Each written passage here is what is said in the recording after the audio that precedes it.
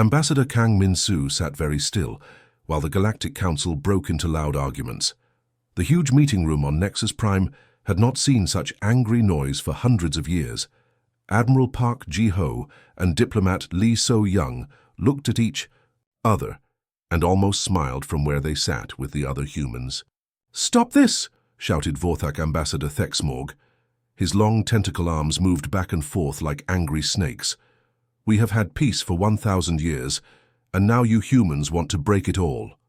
Commander Han Se-jun sat back in his chair and smiled just a little. The machines that changed languages carried his words to every part of the station. "Break it. We are just looking around where you should not go, making babies without asking. You break every important rule." Dr. Shin Bora was an expert on human colonies. She moved her head to one side like she was thinking, "Important to who?" "We never said yes to your rules." A Zephyrian delegate stood up. Its body was made of crystal, and it flashed with angry lights. "This is your last chance. Go back to where you started within 72 hours, or we will use all the power of 11 species against you." The humans looked at each other with funny expressions. Min-soo stood up slowly and fixed his uniform. "Ambassador Thexmorg," he said in a friendly voice, "can I ask you something?" "Ask. Do you remember why the last war ended?" The question hung in the air like a bad smell. All around the big circle of seats, alien faces changed.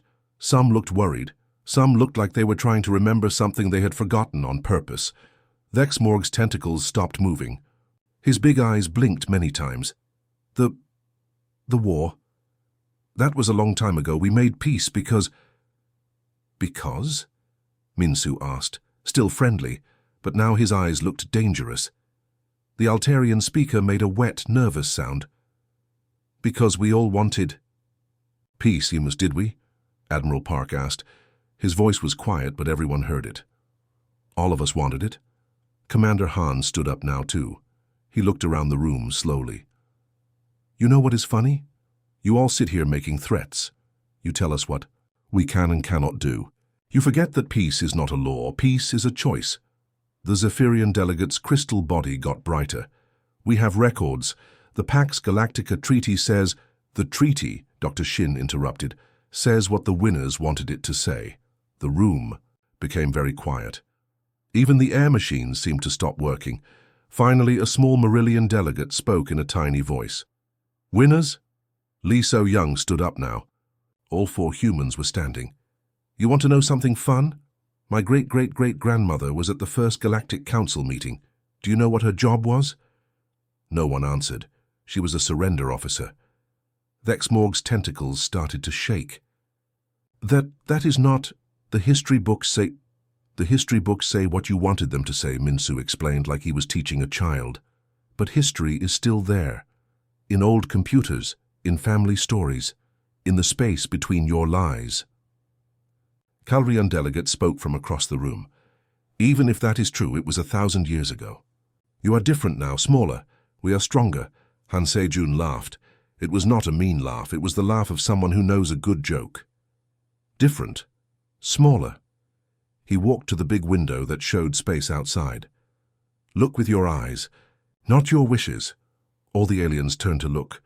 Thexmorg used his eye stalks to point telescopes at the view. "Do you see ships?" Min-soo asked. They did not see any human ships. "Do you see weapons?" They did not see weapons.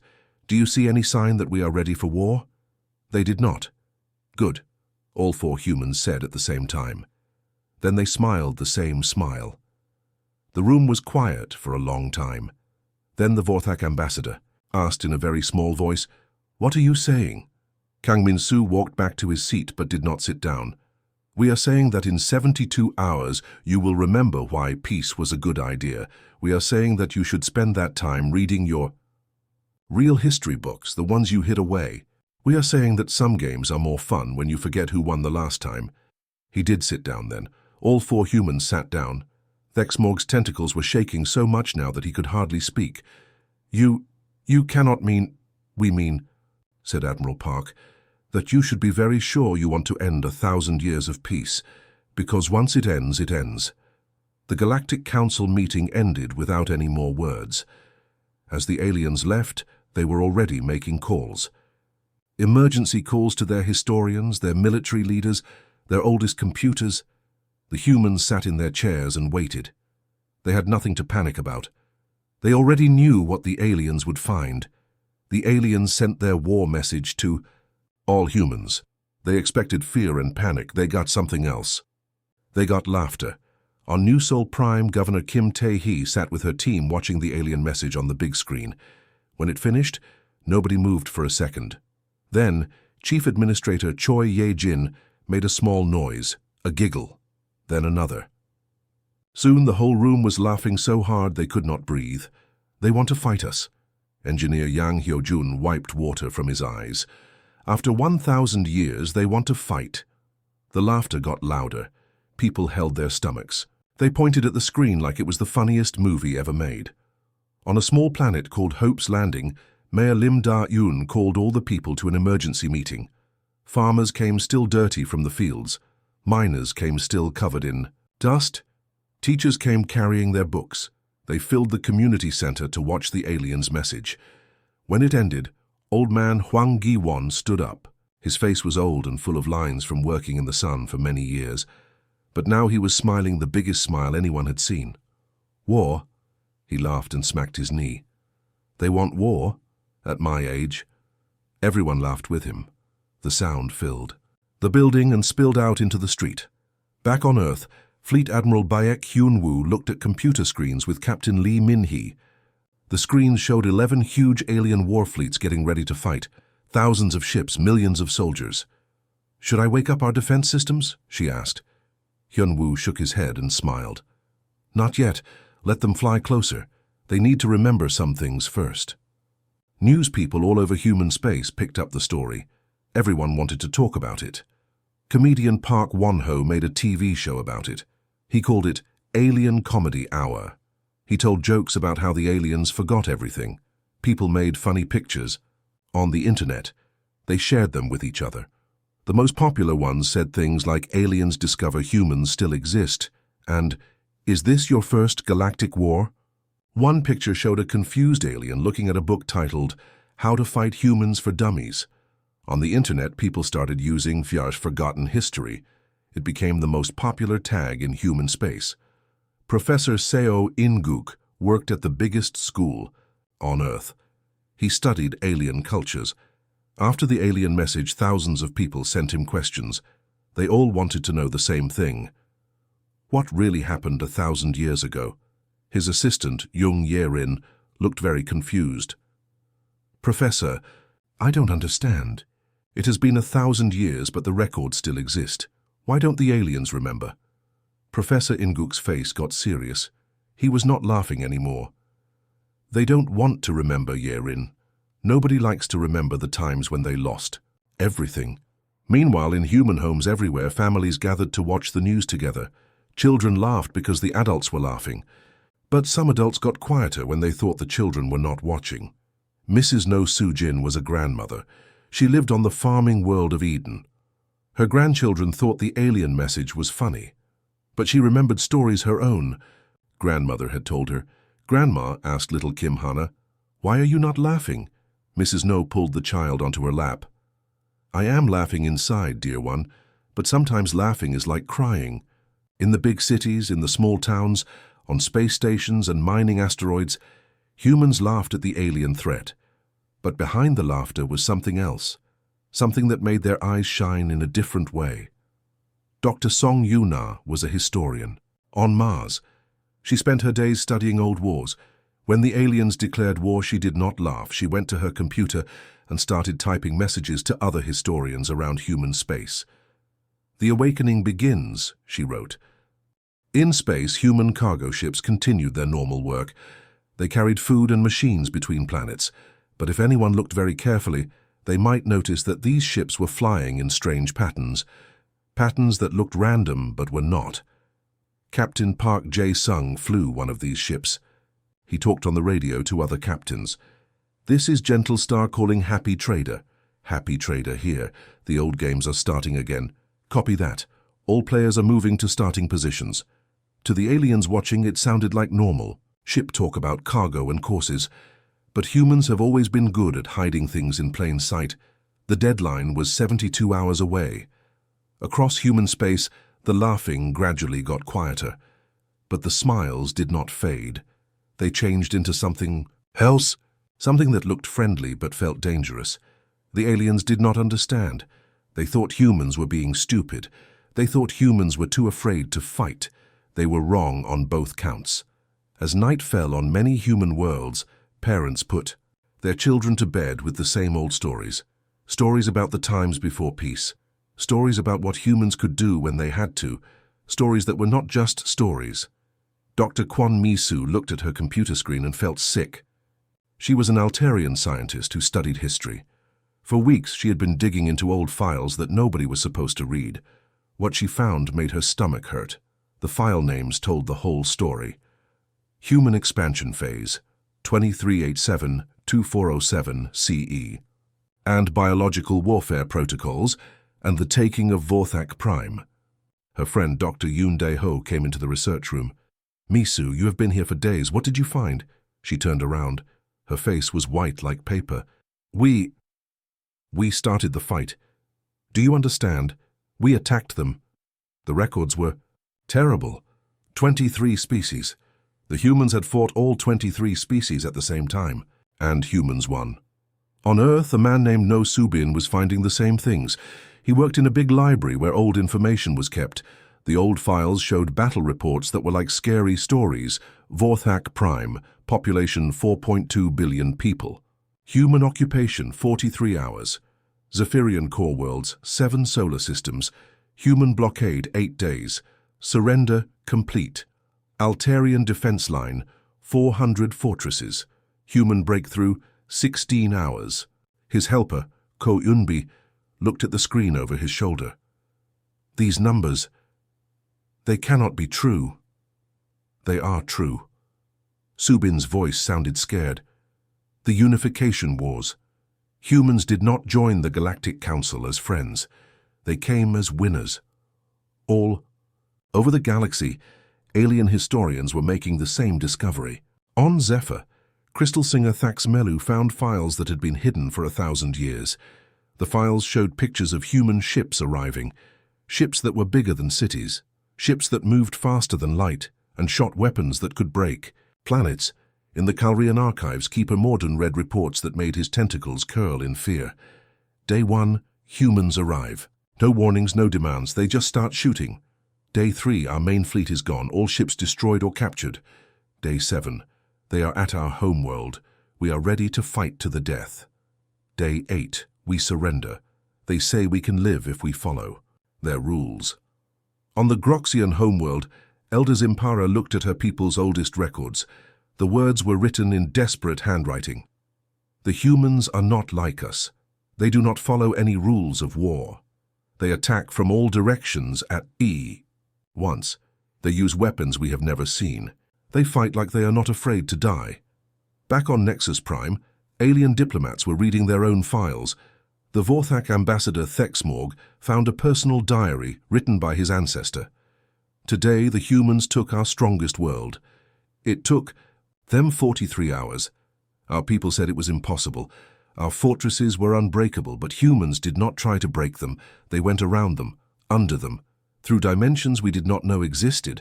When we tried to surrender, they had already won. The Zephyrian delegate discovered crystal recordings from the old war. The humans do not fight to win. They fight to end fighting. They do not want our worlds. They want us to stop fighting anybody, anywhere, forever. All the aliens were learning the same terrible truth. 1,000 years ago, it was not the aliens who attacked humans. It was humans who attacked everyone else. Dr. Mi-soo called her friend Dr. Yoon. They talked on a secure line. "Did you find what I found?" she asked. "Yes." The real history. Humans conquered the galaxy in 20 years. But why? Why did they do it? Yoon was quiet for a long time. Then he said, "Look at the files from before the war. Look at what the galaxy was like." Mi-soo looked. She saw records of endless wars between alien species. Whole planets turned to glass, billions dead every year, slavery, torture, children, used as weapons. "Oh," she whispered. They did not conquest to rule us, Yoon explained. They conquered to make us stop killing each other. On Earth, Archivist No was showing the same files to Ko Unbi. But the peace treaty, she said. It says we all agreed to peace together. The peace treaty, No replied, was written by the humans after they won. It says what they wanted it to say. So the Pax Galactica was not a treaty between equals. It was humans telling everyone else how things would be from now on. Ko looked confused. But why did they let everyone think differently? No smiled sadly. Would you rather be ruled by someone who beat you in a fair fight, or someone who beat you so badly you never want to fight again? The aliens were all reading the same records now. They saw the truth. Humans had better ships. Humans had better weapons. Humans moved faster. Humans thought differently. Humans won, and now, 1,000 years later, these same humans were laughing at alien threats of war. The 72-hour deadline was getting closer. All over the galaxy, alien military commanders were getting calls from their historians. The calls all said the same thing. Cancel the attack, right now, before they remember what they can do. The alien ships came into human space like a big storm. They expected to find fear and fighting. Instead, they found nothing. Fleet Commander Jexalon looked at his screens with confusion. Where are their weapons? Where are their ships? His helper, a young Zephyrian named Quilmex, shook his head. I only see normal trade ships and colony signals, Commander. It is like they do not care that we are here. Human colonies kept doing normal things. Children played in parks. Farmers worked in their fields. The only answer to the alien invasion was a computer message. Welcome to human space. Please enjoy your visit. Dr. Sim Eun-jong was on a human ship called Independence. She watched the alien fleets and smiled. They are using the Calrian wedge formation. Have they learned nothing in 1,000 years? Captain Jang Min-kyung came to stand next to her by the big window. What do you think, Doctor? Should we show them who we are? Not yet. Let them feel safe first. The alien fleet reached Mars with no fighting. Earth was right in front of them, looking like it had no defenses. This is too easy, Jexalon said quietly. Use the special scanners. Look at everything. What they found made no sense. Every asteroid was not real. Every normal space station was actually a fort. Every cargo ship had shields and weapons like warships. By the void, whispered the communications officer. How many ships do they have? The answer came from someone they did not expect. A child's voice, speaking in perfect alien language, came through their radios. Would you like to play a game? The alien bridge became very quiet. Everyone looked at each other. Who said that? Jexalon asked. Unknown source, sir. The signal is everywhere and nowhere. On human ship Independence, Captain Jang smiled. Dr. Sim, I think they are starting to understand.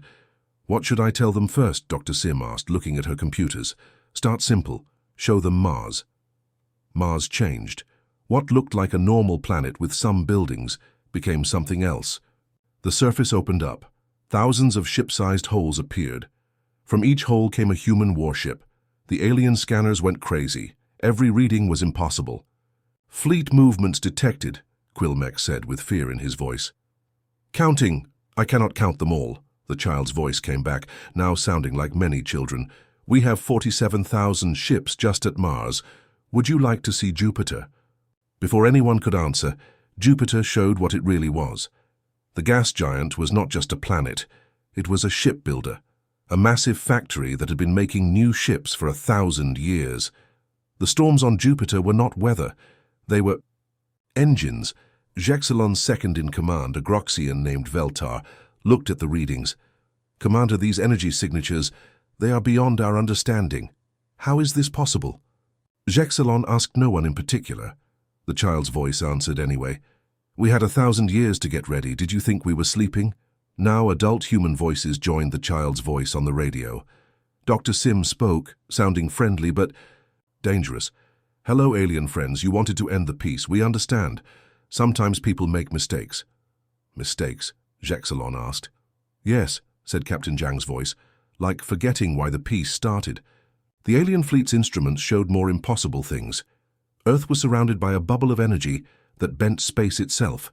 Ships could be seen through the energy, but they were not really there. They existed in multiple places at once.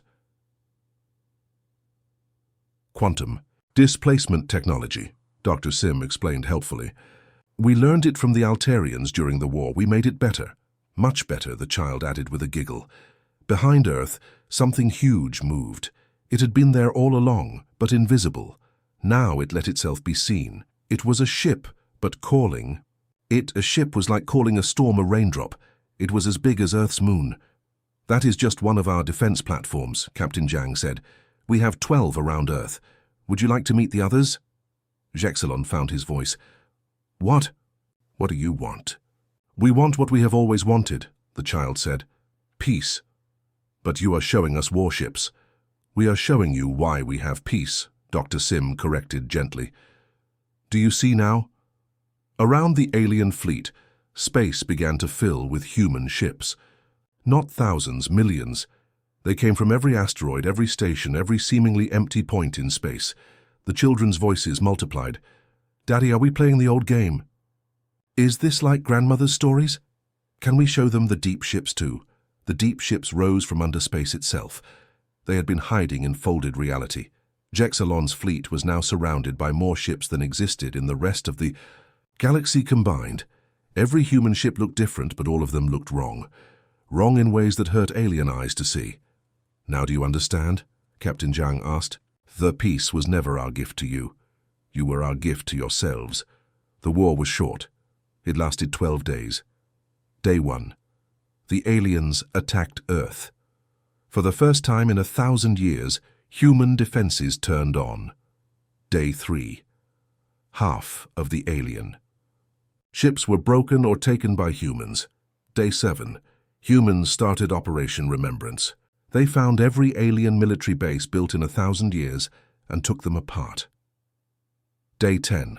Jexalon's best ship was taken over by just 5 human soldiers. Day 12. The aliens gave up completely. They told the whole galaxy they lost. Ambassador. Kang Min-Su stood in front of the Galactic Council again. The same aliens sat in the same chairs, but everything felt different now. Dear friends, he said in a kind voice, let us start the peace again.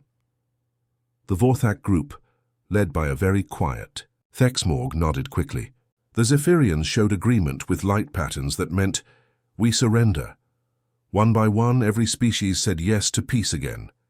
General Song Juwon was the human military leader. He talked quietly with Dr. Im So-hee, who had made the humans' most powerful weapons. Did we have to do this, she asked. They needed to remember, Juwon said. Peace only works when strong people choose it. Fleet Admiral Bak Hyun-woo spoke to all the military leaders. Stop war mode, go back to normal, keep watching. His helper, Commander O.C. Young, looked confused. Sir? We are just going back to how things were? Yes. Hyun-woo smiled. Peace was never something they gave to us, say Young. It was something we gave to them. The alien ships went home. Trade started again. On Nexus Prime, children of all species played together like before. The great peace continued, but now everyone understood why. In the human rooms, Ambassador Kang drank tea with Admiral Park. Do you think they will remember this time, as Park asked. Kang drank his tea slowly and thought, for another 1,000 years maybe longer. The final note in the Galactic Council records was written by Secretary Cho Nayon. It said, Reminder, complete, peace maintained, never forget, some gifts require showing what happens without them. The 1,000-year peace started again. This time, everyone remembered why it existed. After the war, life went back to normal very quickly. Too quickly for the aliens to understand. Human ships went back to carrying food and supplies. Human soldiers went back to their families. Human weapons disappeared like they had never existed. But now when alien children played, they played different games. Instead of conquer the galaxy, they played keep the peace. When alien parents told stories, they told about the time when humans reminded everyone why fighting was a bad idea. On Earth, in a small house, an old woman named Mrs. Song sat with her grandchildren. They wanted to hear about the war. Grandma, why was it so short? Asked little Pa Min-jun. Mrs. Song smiled and hugged him. Because we did not fight to win, dear one, we fought to teach. Teach what? That peace is a choice, and some choices need to be protected. Meanwhile, on Vorthak Prime, Ambassador Thexmorg spoke to his own children. His tentacles moved slowly, tiredly. Father, will there be war again? Asked his youngest. Not in your lifetime, Thexmorg said. Maybe not in your children's lifetime. Either? How do you know? Thexmorg pointed to a picture on the wall. It showed the galaxy during the old unification wars. Because now we remember what humans can do, and more importantly, we remember that they choose not to do it. In the Zephyrian Crystal Cities, younglings asked their elders about the war. Why did we attack them? The younglings asked. Because we forgot, the elders replied, their lights dim with shame. We forgot that being strong means choosing when to use your strength. The Galactic Council met again after a year. Everything looked the same. The same species sat in the Ya. Same places. But when they voted on things, they always asked, what do the humans think? Not because they had to, but because they wanted to stay friends with the people who could end everything, but chose not to. Dr. Sim Yoon-jong, who had watched the alien fleets with such amusement, now worked as a teacher. She taught alien children about human history. They loved her classes. Teacher Sim asked a Calrian student, why do humans laugh at war? Dr. Sim thought carefully, because laughter is better than crying, and war makes everyone cry. As years passed, the story of the 12-Day War became legend, but it was a good legend. It reminded everyone that peace was not about being weak. Peace was about being so strong that you did not need to prove it. And in human space, children still played the old games. Games about hiding in asteroids. Games about ships that were not ships. Games about making peace by showing what war looked like. Because humans knew something important. The best way to win a war is to never have to fight it. The 1,000-year peace continued. And everyone, human and alien alike, was happy to keep it that way.